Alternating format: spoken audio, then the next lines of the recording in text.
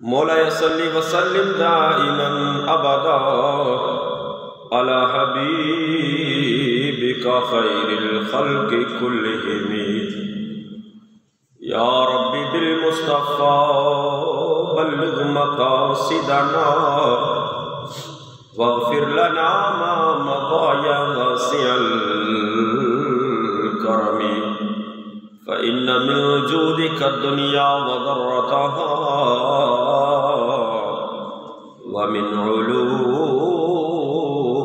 علم اللوح والقلم محمد سيد الكونين والثقلين والفريقين من عرب ومن عجم مولاي صل وسلم دائما ابدا على حبيبك خير الخلق كلهم. حضرات، اللہ رب العالمین احکم الحاکمین کی حمد ثنا اور لامحدود درود پاک آقا نامدار حضور مدنی تاجدار شفیع روز شمار احمد مختار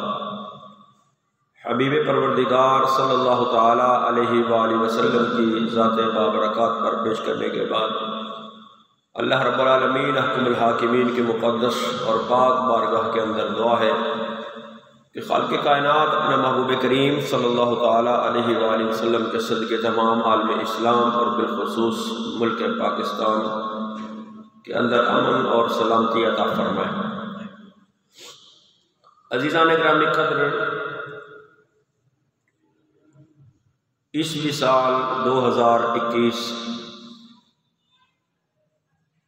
اس کا آج پہلا دن، اور وہ دن بھی جمعۃ المبارک کا بابرکت دن ہے. یعنی اس عیسوی سال کا آغاز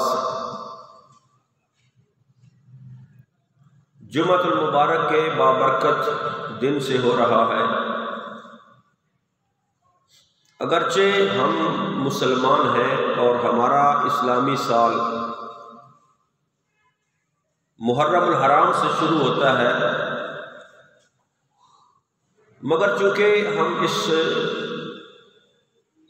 دنیا کے اندر، اس معاشرے کے اندر، اس ملک کے اندر رہنے والے ہیں، تو یہاں کا جو نظام ہے اس کے مطابق جو ہے وہ نیا سال جنوری سے شروع ہو رہا ہے. تو آج نئے سال کا پہلا دن جمعۃ المبارک کا دن ہے. اللہ کی بارگاہ میں دعا ہے کہ خالق کائنات اپنے محبوب کریم صلی اللہ تعالی علیہ وآلہ وسلم کے صدقے آنے والے اس سال کو ہمارے لیے بابرکت بنائے اور ہمیں گزشتہ سال میں کی گئی غلطیوں اور کوتاہیوں کو اپنے سے دور کرنے کی اور آئندہ زندگی اللہ اور اس کے رسول کے احکامات کے مطابق بسر کرنے کی اللہ ہمیں توفیق نصیب فرمائے. عزیزان گرامی قدر،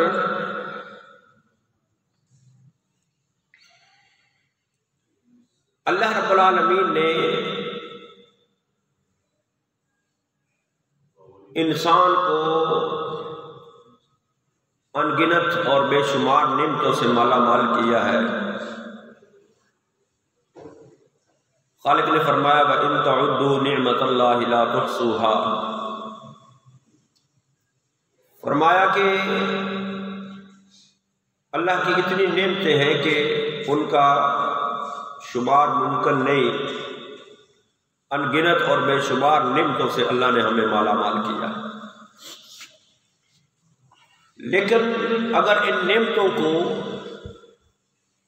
دیکھا جائے تو یہ نعمتیں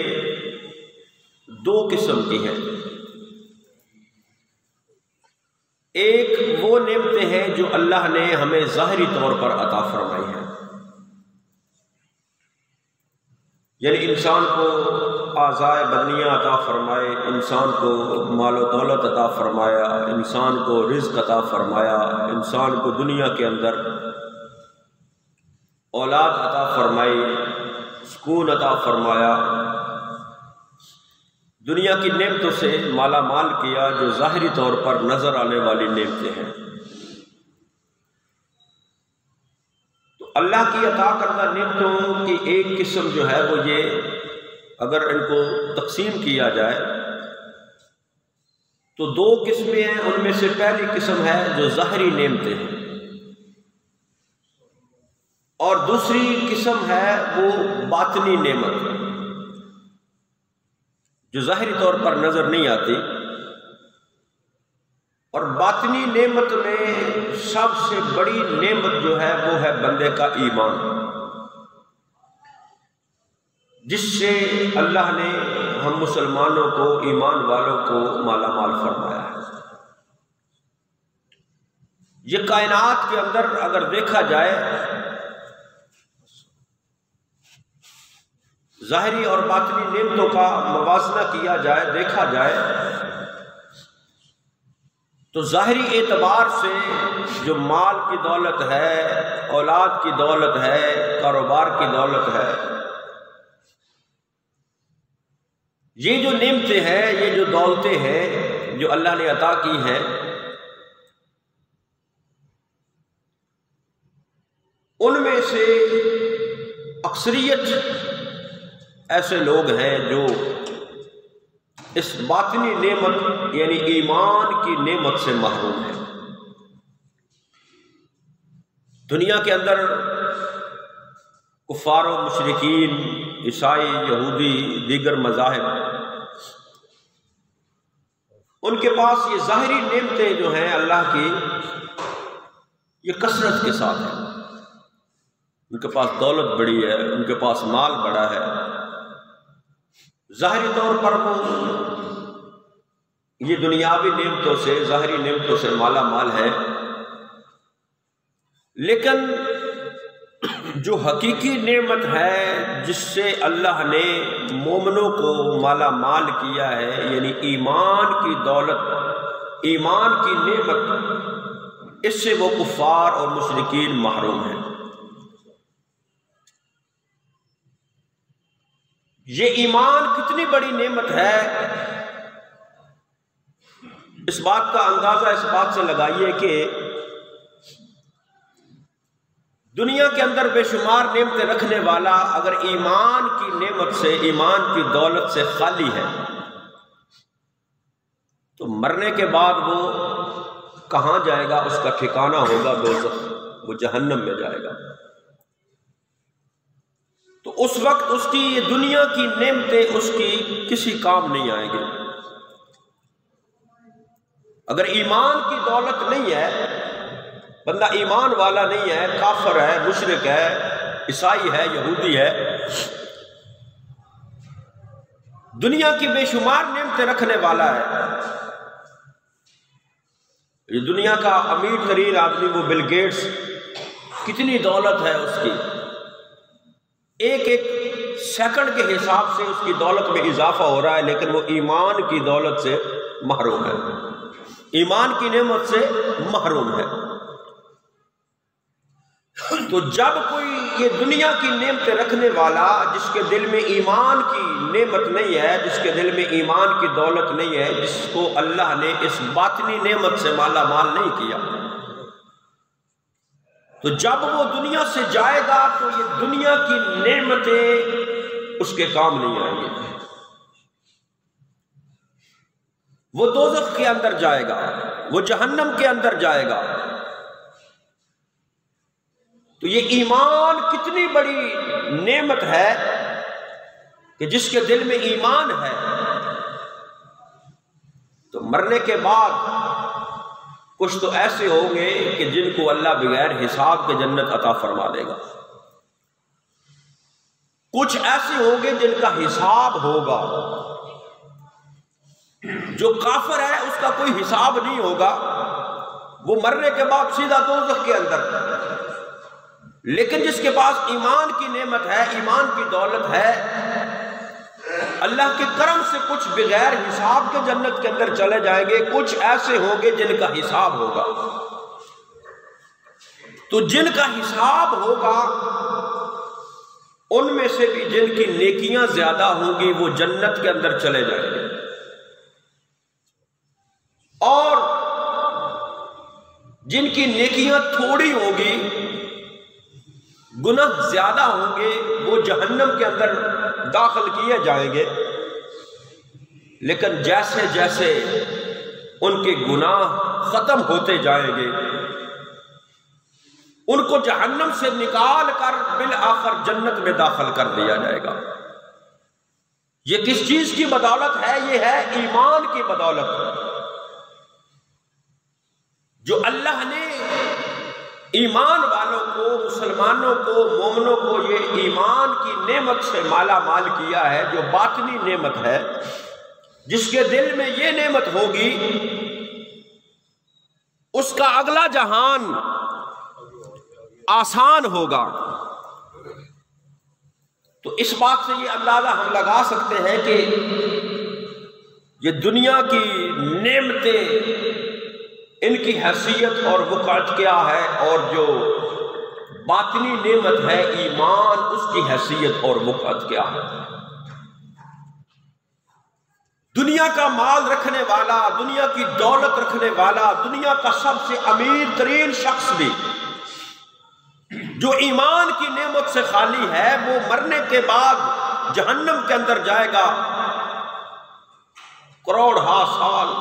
ہمیشہ ہمیشہ وہ جہنم کے اندر رہے گا۔ لیکن جس کے دل میں ایمان کی دولت ہے، جس کو اللہ نے ایمان کی نعمت عطا کی ہے، اگر اپنی بدعمالیوں کی وجہ سے، اپنے گناہوں کی وجہ سے وہ جہنم کے اندر چلا بھی گیا،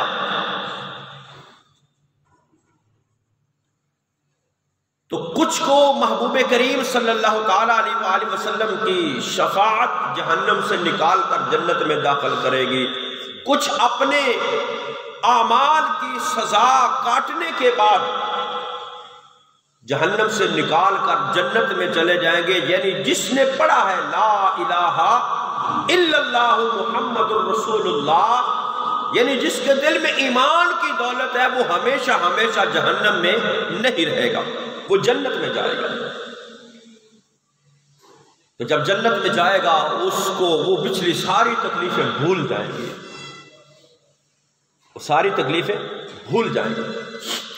یعنی پتہ یہ چلا کہ اللہ کی عطا کردہ نعمتوں میں سے جو ظاہری نعمتیں ہیں، جو باطنی نعمتیں ہیں، ان سب میں سے قیمتی نعمت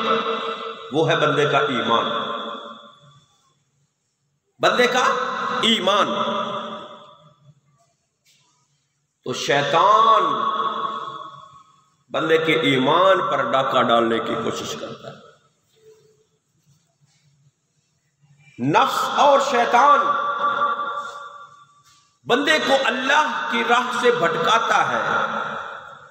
اللہ کی راہ سے دور کرتا ہے، کیونکہ اس نے پہلے دن جب اللہ کی بارگاہ سے اس کو دھتکارا گیا، نکالا گیا، تو اسی وقت اس نے کہا تھا کہ میں اولاد آدم کو تیرے راستے پر چلنے نہیں دوں گا، بھٹکاؤں گا۔ تو ایک انسان کا دشمن ہے شیطان، اور ایک ہے اس کا اپنا نفس، اور نفس بھی کون سا؟ نفس امارہ، جو انسان کو گناہوں پر ابھارتا ہے، شیطان کے کہنے میں آ جاتا ہے، شیطان کی اتباع میں آ جاتا ہے، شیطان کی پیروی میں آ جاتا ہے۔ نفس امارہ اس کو گناہ کرنے کے بعد کبھی پچھتاوا بھی نہیں ہوتا کہ میں نے گناہ کیا ہے اب میں پچھتا لوں، جو نفس امارہ والے ہیں۔ اور اس کے بعد ہے نفس لوامہ، جن کا نفس کچھ ایمان کی روشنی رکھتا ہے، اس بندے سے گناہ ہوتا ہے، گناہ کے بعد اس کے دل میں فوراً پچھتاوا آتا ہے، خیال آتا ہے یار میں غلط کام کر بیٹھا۔ نفس امارہ والے غلط کرتے ہیں،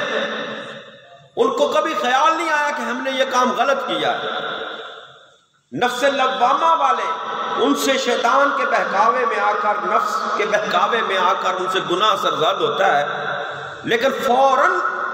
ان کا خیال توبہ کی طرف چلا جاتا ہے، ان کے دل میں پچھتاوا آ جاتا ہے کہ ہم سے یہ گناہ ہو گیا، ہم سے یہ غلطی سرزد ہو گئی ہے، اللہ کی بارگاہ سے وہ معافی طلب کر لیتے ہیں۔ اور اس کے بعد آتا ہے نفس مطمئنہ، جو ہر حال میں اللہ اور اس کے رسول کی اتباع کے اندر زندگی بسر کرنے والا نفس مطمئنہ۔ تو جب انسان نفس امارہ کے خلاف جہاد کرنا شروع کرتا ہے تو اس کو نفس لوامہ کی کیفیت حاصل ہوتی ہے، تو جب نفس لوامہ سے وہ ترقی کرتا ہے تو پھر نفس مطمئنہ کے اندر چلے جاتا ہے۔ تو اس کے لیے کیا کرنا پڑتا ہے؟ شیطان اور نفس کے خلاف چلنا پڑتا ہے، اس کی اتباع اور پیروی سے ہٹنا پڑتا ہے، اللہ اور اس کے رسول کی اتباع کرنا پڑتی ہے۔ نبی کریم صلی اللہ تعالی علیہ وآلہ وسلم کے پاس مدینہ کے اندر حضرت عبداللہ ابن سلام، جو یہودیوں کے بہت بڑے عالم تھے، اسلام کو قبول کر لیا، اور ان کے ساتھ کچھ لوگوں نے، یہود نے جب اسلام قبول کیا تو اسلام قبول کرنے کے بعد انہوں نے یہ سوچا کہ اسلام کے اندر ایسی کوئی پابندی نہیں ہے کہ ہفتے والے دن شکار نہ کیا جائے یا شکار کیا جائے، ایسی کوئی پابندی اسلام کے اندر نہیں ہے، لیکن ان کے پچھلے مذہب کے اندر ہفتے والے دن شکار کرنا منع تھا، ہفتے والے دن کی پابندی تھی۔ اسلام میں اونٹ کا گوشت کھانا یا دودھ پینا، اس کی کوئی پابندی نہیں ہے کہ کوئی پیے یا نہ پیے، لیکن ان کے پچھلے مذہب میں اونٹ کا گوشت کھانا اور دودھ پینا منع تھا۔ اب انہوں نے یہ سوچا کہ وہ جو پچھلی زندگی ان کی گزری تھی اس کی عادات کے مطابق کہ ہم اگر ہفتے والے دن شکار نہیں کریں گے، اسلام ہمیں اس چیز سے منع نہیں کرتا، اگر ہم اونٹ کا گوشت اور نہیں کھائیں گے، دودھ نہیں پیئیں گے، اسلام ہمیں اس سے بھی منع نہیں کرتا۔ انہوں نے اس پچھلی روش کو قائم رکھا، یعنی ہفتے والے دن شکار نہیں تھے کرتے، اونٹ کا گوشت کھانا اپنے اوپر پابند کر دیا کہ ہم اونٹ کا گوشت نہیں کھائیں گے، دودھ نہیں پیئیں گے، کیونکہ اسلام نے لازم تو نہیں کیا نا کہ اونٹ کا گوشت کھایا جائے یا اس کا دودھ پیا جائے، ہاں حلال جانور ہے، کھانا جائز ہے، پینا جائز ہے۔ تو جب مصطفیٰ کریم صلی اللہ تعالی علیہ وآلہ وسلم کو اس بات کا پتہ چلا کہ کلمہ تو پڑھ لیا ہے، اسلام تو قبول کر لیا ہے،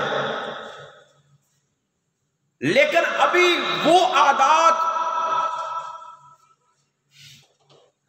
جو یہودیت کے اندر ان کے درمیان موجود تھی اس کو بھی انہوں نے قائم رکھا ہوا ہے، اور رب العالمین حکم الحاکمین نے اس موقع پر قرآن مقدس کی آیہ کریمہ نازل فرمائی۔ خالق کائنات وحدہ لا شریک نے فرمایا یا ایھا الذین آمنوا ادخلوا فی السلم کافہ، اے ایمان والو اسلام میں پورے داخل ہو جاؤ،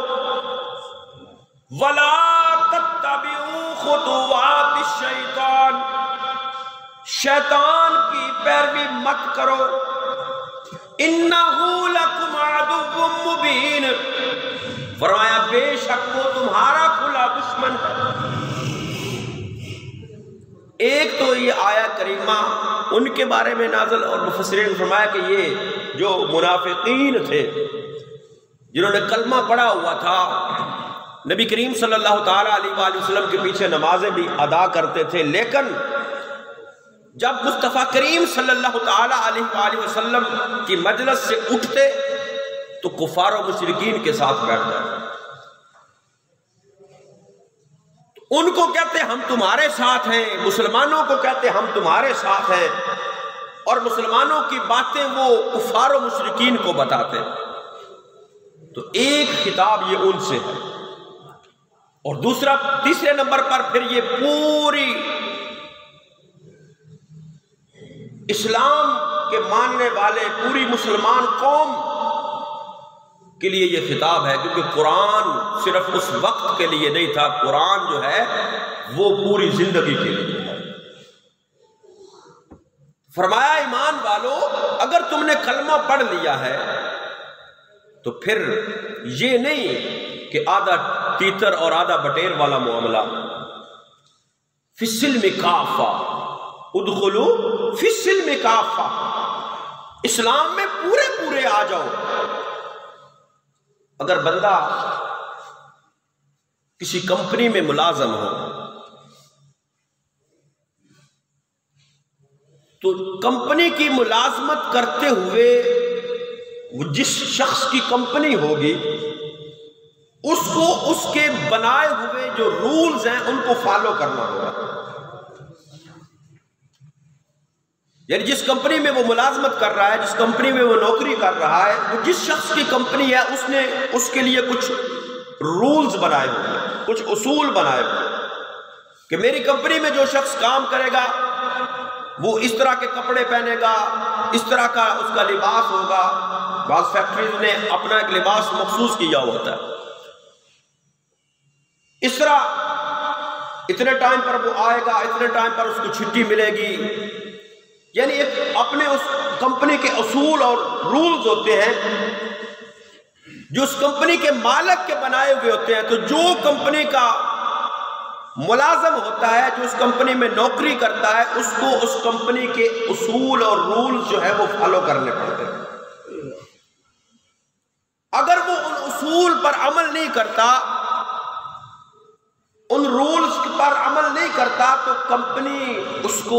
اپنے ملازمت سے خارج کر دیتی ہے۔ کیوں بھئی؟ اس نے ہمارے اصول کو، ہمارے رولز کو فالو نہیں کیا۔ تو جب ایک انسان کی بنائی ہوئی کمپنی کے اندر بندے کو کام کرنے کے لیے، وہاں سے تنخواہ لینے کے لیے ضروری ہے کہ ان کے مطابق وہ وقت گزارے، تو جس رب نے اس کائنات کو بنایا، جس رب نے ہمیں بنایا، جس رب نے ہمیں یہ دنیا کی نعمتوں سے مالا مال کیا، جس رب نے ہمیں ایمان کی دولت عطا فرمائی، تو یہ تو نہیں ہو سکتا نا کہ بندہ رب کا ہو اور اتباع شیطان کی کرے۔ یہ تو اس کریم کا کرم ہے نا کہ وہ ہمیں اپنے بندوں سے نہیں نکالتا۔ پچھلی قومیں جب اللہ کی نافرمانی کرتی، ان پر عذاب مسلط کیا جاتا، ان کے چہرے بدل جاتے، ان کی شکلیں تبدیل ہو جاتی، ان پر عذاب نازل کیا جاتا۔ لیکن مصطفیٰ کریم صلی اللہ تعالی علیہ وآلہ وسلم کے صدقے ہم پر یہ کرم ہے کہ ہم لاکھ گناہ کریں، ہم پر اس طرح سے عذاب نازل نہیں ہوتا۔ لیکن جس رب نے ہمیں بنایا ہے، جو ہمارا خالق ہے، جو ہمیں رزق دیتا ہے، جو ہمیں دنیا کی نعمتوں سے مالا مال کرتا ہے، اس رب کا فرمان ہے کہ اگر تم ایمان والے ہو، آمنوا ادخلوا فی السلم کافہ، پھر ایسے نہ کرو کہ آدھی باتیں رحمان کی مانتے ہو، آدھی باتیں شیطان کی مانتے ہو، پھر ایسے کرو پورے اسلام کے اندر داخل ہو جاؤ۔ ہم نے اپنی زندگی کے اندر اسلام کو لاگو نہیں کیا، ہم نے کلمہ پڑھا ہے اسلام۔ اللہ اس کلمے کے بدلے ہماری کلمے کے صدقے ہماری بخشش فرمائے اور ہمیں دین اسلام پر عمل پیرا ہونے کی توفیق نصیب فرمائے۔ ہم میں سے ہر شخص یہ جانتا ہے کہ جھوٹ بولنا گناہ ہے، لیکن ہم جھوٹ بولنا چھوڑتے نہیں۔ ہم میں سے ہر شخص جانتا ہے کہ چوری کرنا گناہ ہے، لیکن ہم چوری کرنا چھوڑتے نہیں۔ ہم میں سے ہر شخص جانتا ہے ملاوٹ کرنا گناہ ہے، لیکن ہم ملاوٹ کرنا چھوڑتے نہیں۔ ہم میں سے ہر شخص یہ جانتا ہے کہ فلاں فلاں کام اللہ کو ناراض کرنے والا ہے، لیکن ہم اپنی زندگی میں وہ کام کرتے ہیں، چھوڑتے نہیں۔ یعنی ہم اسلام کو ہم نے اپنے اوپر پورا پورا لاگو نہیں کیا۔ اللہ فرماتا ہے اگر اسلام تم نے کلمہ پڑھا ہے، ایمان کا دعویٰ کیا ہے، تو اسلام کے اندر پورے پورے آ رہے ہو، یعنی تمہارا ہر قول ہر فعل اسلام کے مطابق۔ ہم نے اسلام کو صرف مسجدوں کے اندر پابند کر دیا ہے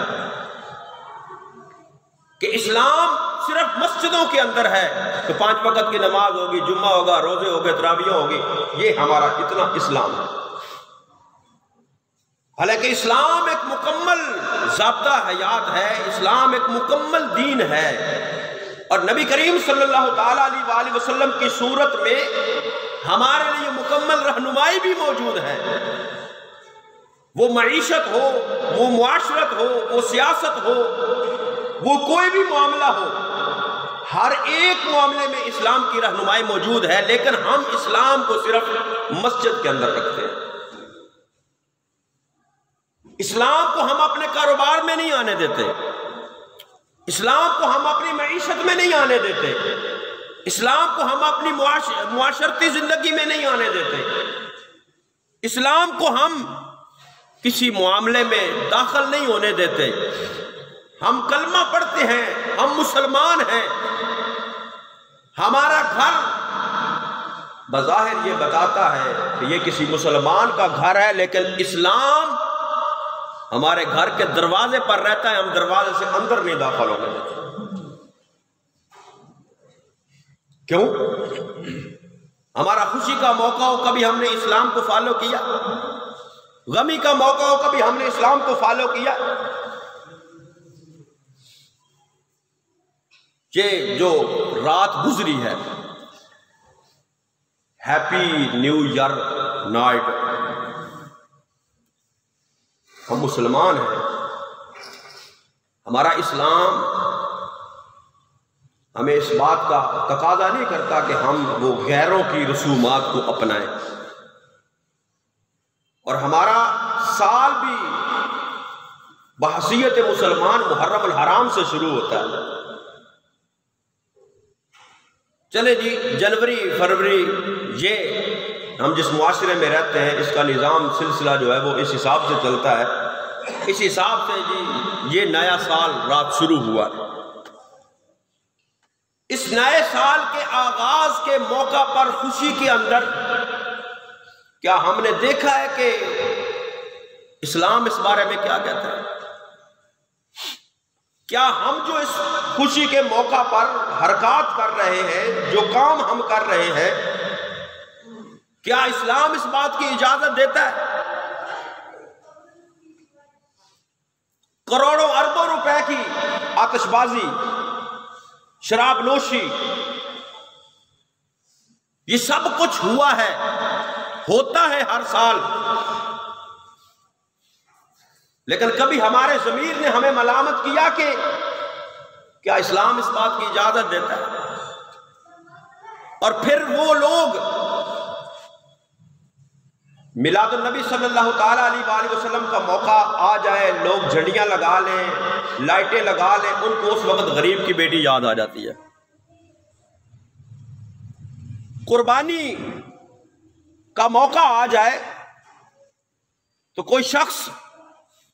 قربانی کا جانور خرید کر لے آئے اپنی محبت سے، کیونکہ اللہ فرماتا ہے لن تنالوا البر حتى تنفقوا مما تحبون، فرمایا اتنی دیر تک تم نیکی کو نہیں پہنچ سکتے جتنی دیر تک تم اپنی پسندیدہ چیز جو ہے وہ اللہ کے راستے میں خرچ نہ کرو۔ اگر کوئی صاحب ثروت مہنگا خوبصورت جانور خرید کر لے آتا ہے تو اس وقت بھی یہ لبرل اور لنڈے کے دانشور کہتے ہیں جی اتنا مہنگا جانور خریدا ہے، سستا خرید لیتے، اس سے کسی غریب کی بیٹی کی شادی ہو جاتی، حج پہ جاتے اتنے لاکھوں روپیہ لگا کر یہ کسی غریب کی بیٹی کی شادی ہو جاتی۔ وہ غریب کی بیٹی جو میلاد النبی کے جلوس پر، جھنڈیوں پر، لائٹوں پر نظر آتی ہے، جو قربانی کے جانور کے موقع پر نظر آتی ہے، جو حج کے موقع پر نظر آتی ہے، رات یہ جو سیلیبریشن ہوا کسی کو غریب کی بیٹی یاد آئی ہے؟ وہ کسی کا فتویٰ آیا ہو، کسی مولوی کا، کسی دانشور کا، کہ یہ جو تم کر رہے ہو یہ فضول خرچی ہے، اس پیسوں سے کسی غریب کی شادی، بیٹی کی شادی ہو جائے۔ نشانہ اسلام کو بنایا جاتا ہے ہمیشہ۔ جو اسلامی طریقہ کار ہے، جو اسلام کی طرف سے ہم پر چیزیں لاگو کی گئی ہیں، ان کو نشانہ بنایا جاتا ہے۔ اس وقت غریب یاد آتے ہیں۔ کروڑوں اربوں روپے کی آتش بازی اور یہ سب کچھ ہوا ہے۔ ہم